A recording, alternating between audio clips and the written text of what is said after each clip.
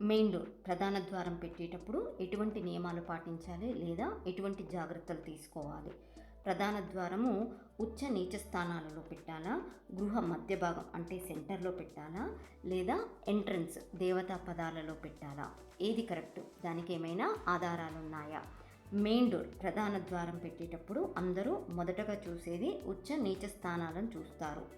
East తూర్పుకి తూర్పు ఈశాన్యము, south దక్షిణానికి ఆగ్నేయము, west పడమరకి వాయువ్యము, north ఉత్తరానికి ఉత్తర ఈశాన్యాలు అనేవి ఉచ్చస్థానాలు అవుతాయి.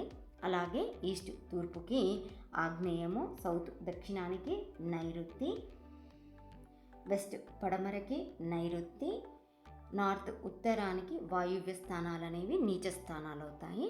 ఇక్కడ మెయిన్ డోర్ ప్రధాన ద్వారం పెట్టేటప్పుడు ఉచ్చ స్థానాలు ఏవైతే ఉంటాయో ఇక్కడే మెయిన్ డోర్ పెట్టాలి అంటారు.